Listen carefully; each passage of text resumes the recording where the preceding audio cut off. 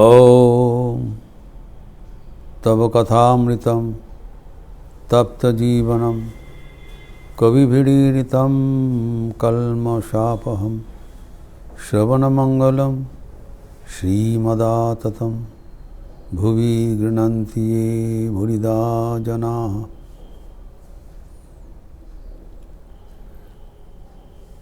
बलराम मंदिर में ठाकुर की उपस्थिति में महत्वपूर्ण तर्क हो रहा है। एक ओर से ब्राह्म भक्त त्रिलोकनाथ सन्याल जो कि ठाकुर के भी भक्त थे, और दूसरे ओर से मास्टर महाशय गिरीश चंद्र प्रमुख। विषय है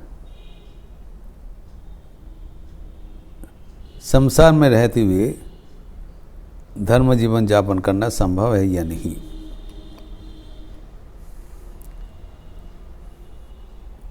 बड़ा रोचक प्रसंग है एवं बहुत ही प्रासंगिक प्रसंग है।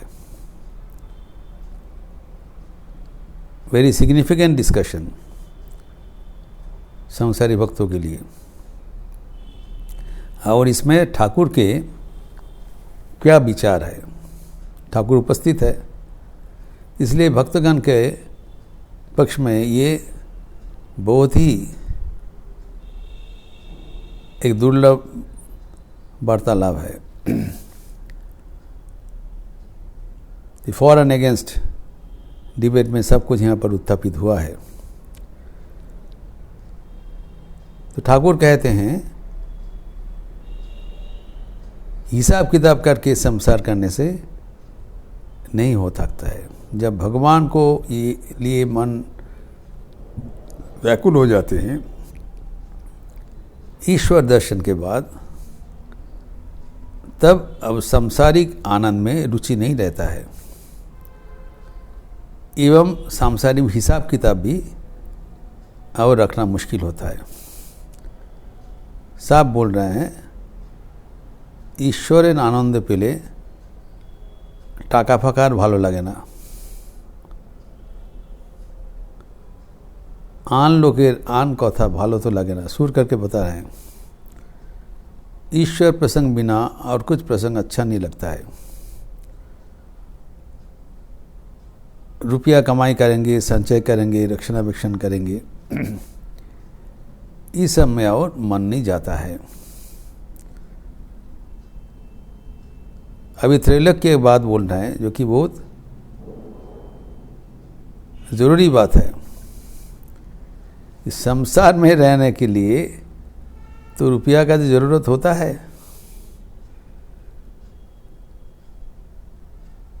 दान ध्यान और गरीबों को उपकार, इसके लिए भी तो रुपया का ज़रूरत होता है। अगर ईश्वर करते हुए अगर रुपया के बारे में ध्यान नहीं देते हैं तो परोपकार कैसे होगा? ये बहुत मार्मिक प्रश्न है। ठाकुर कहते हैं, बोल्ड लेटर में लिखा हुआ है, क्या पहले धन संचय उसके बाद ईश्वर लाभ? ये नहीं हो सकता है। धन का बंदोबस्त करके उसके बाद ईश्वर लाभ करने का अगर यही मनोवासना होता है तब वो विद्या संसार नहीं रहेगा। संसार करने के लिए बोल रहे हैं ठाकुर, वो संसार कैसे करना है इसका कौशल भी बता रहे हैं। और एक कूट तर्क में वो परिष्कार हो जा रहा है। तो संसारी व्यक्ति को कैसे दान ध्यान होता है उसका प्रकार ठाकुर बता रहे हैं। कैसे दान ध्यान करते हैं और ठाकुर स्पष्ट बता देते हैं, कोई रोक टोक नहीं। He is extremely frank in revealing the actual picture, वो कहते हैं संसारी लोग अपने बेटी की शादी के लिए हज़ारों रुपया खर्च करते हैं, जो होता है, और पड़ोसी में अगर कोई भूखा भी रहे वहाँ पर दो मुट्ठी चाल देने के लिए बहुत हिसाब किताब करते हैं। बोलते हैं जे रुपया संचय करते हैं दान ध्यान के लिए, लेकिन असलियत में क्या हो रहा है, आपने स्वार्थ के लिए वो पैसा रखा जा रहा है। ये भी ठाकुर बोल रहे हैं कि उनके इतने कष्ट है, खाने का कुछ नहीं है, वो चला रहा मोरे मोरुक, उस साले लोग अगर मर जाए तो उसमें क्या है, वो अपने संस्कार अनुजाई हो रहा है, अदृष्ट अनुजाई हो रहा है, हम क्या करें। लेकिन बोलते समय कहते हैं परोपकार, सर्वजीवे दया, बातचीत में सब कुछ पारदर्शी है, लेकिन कथनी में और करने में यथेष्ट फर्क है। We are only befooling ourselves, hoodwinking ourselves. एक बहाना के वजह से हम अर्थ संचय कर रहे हैं, एक लेवल लगा देते हैं कि औरों को सेवा के लिए हमें अर्थ संचय करना चाहिए, लेकिन जो संचित अर्थ है वो दूसरा कोई मद में व्ययित होता है।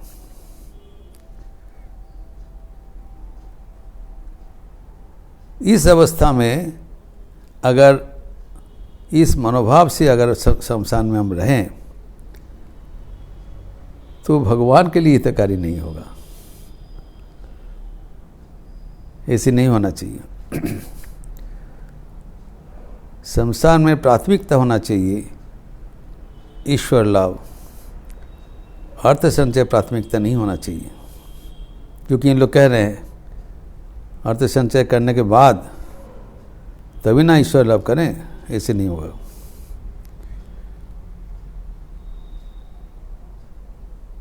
तो ठाकुर का ये द्व्यर्थहीन भाषा में जो सांसारिक लोग को प्रहार किया, जैसे इनका मनोभाव साधारणतः होता है, तो बड़ा तार्किक है। Trilok Sarnal is putting a counter example. वो कहते हैं, ठाकुर के साथ बात करते हैं कि संसार की भालो लोग नहीं, all are not like this. अच्छा आदमी तो है, जिसे उदाहरण दे है पुंडरीक विद्यानिधि चैतन्य देव का शिष्य थे। वो भी तो संसार किया था, चैतन्य देव उनको संसार में रखा था, वो भी तो संसार किया था। वो तो बहुत भक्त थे, ईश्वर के बड़ा भक्त थे, और एक आदर्श जीवन यापन करके दिखाया। ठाकुर कहते हैं हाँ, उनका गले तक वो पिया हुआ था, गला अवधि मद खावा छिलो, और एक तो खेले और संसार करते पारत ना। गले तक पिया हुआ था, मतलब ईश्वर चिंतन से वो भरपूर था, एकदम अप टू द ब्रीम। आओ थोड़ा बहुत ईश्वर के बारे में उनका मन लग जाता तो शमशान नहीं कर पाता। अतः वो जो पुंडरीक विद्यानिधि का जो उदाहरण दिया है, वो ईश्वर के भाव में भरपूर था। वहाँ पर धन संचय करेंगे और ये सब मतलब करेंगे, ये सब को कोई स्थान नहीं है। तो ये ठाकुर काउंटर एग्जाम्पल दे दिया। तो तब मास्टर महाशय धीरे धीरे गिरीश चंद्र घोष के मुखपात्र है, इज ए स्पोक्समैन। मास्टर महाशय तो चाहते ही इसका समाधान हो जाए, और स्वयं ठाकुर के उपस्थिति में इसका समाधान होना चाहिए। न केवल उन लोग के लिए, ये बराबर के लिए, भविष्य भक्तों के लिए, संसारी जीवन के संसारी व्यक्तियों के लिए एक निर्देश हो जाना चाहिए। What is the exact art of staying in the world. तो तब गिरीश घोष को तब बोलना है, इस बात सुनने के बाद पुंडरीक विद्यानिधि का, तो मास्टर मुझे कहते तब ये त्रिलोक्य बाबू जो बोल रहे हैं वो ठाकुर का मत ऐसे नहीं है। उन्होंने बताया ठाकुर का मत है कि इस संसार में संसार से विरक्त नहीं होना चाहिए। तो कहती ये ठाकुर का मत नहीं है। ठाकुर तो कहते संसार में पूरा पूरी ईश्वर को अनुरक्त होकर रहना पड़ेगा। तो त्रिलोक्यनाथ सान्याल जो लिखा है वो सही नहीं है, इसको कन्फर्मेशन होना चाहिए। तो तब गिरीश घोष फिर त्रिलोक्य बाबू को बोल रहे हैं, त्रिलोक्यनाथ सान्याल को, तब आपने जो लिखा है वो बात सही नहीं है। आप मानते हो कि नहीं? त्रिलोक्यनाथ सान्याल माना नहीं, ए टफ मैन। तो उन्होंने कहा ये क्या कह रहे हैं, संसार में धर्म लाभ होना संभव नहीं है। इन्हीं तो बोलছেন ना, इन्हीं तो बोलें नहीं संसारे धर्म लाभ संभव नয়। तभी ठाकुर को तर्क के केंद्र बिंदु में डाल दिया त्रिलोक्यनाथ। तो ये तो विराजमान है, ये तो कभी कहा नहीं। What ever I have said you ask him for conformation. Thakur तो कभी बताया नहीं क्या जी संसार में धर्म जीवन संभव नहीं है।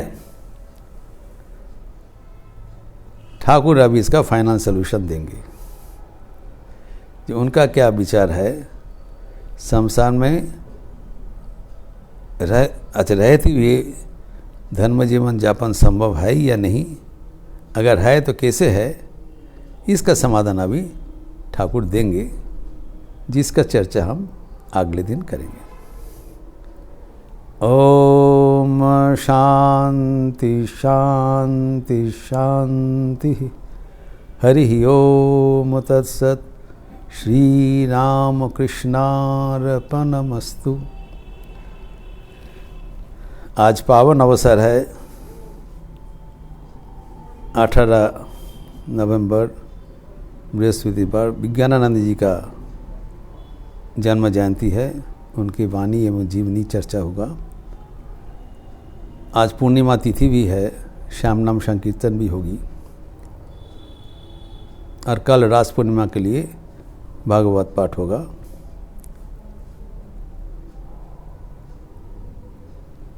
आप लोग सब स्वागत है। शाम को प्रवचन एवं श्याम नाम संकीर्तन के लिए। अच्छे रहिए, स्वस्थ रहिए, आनंद में रहिए। नमस्कार।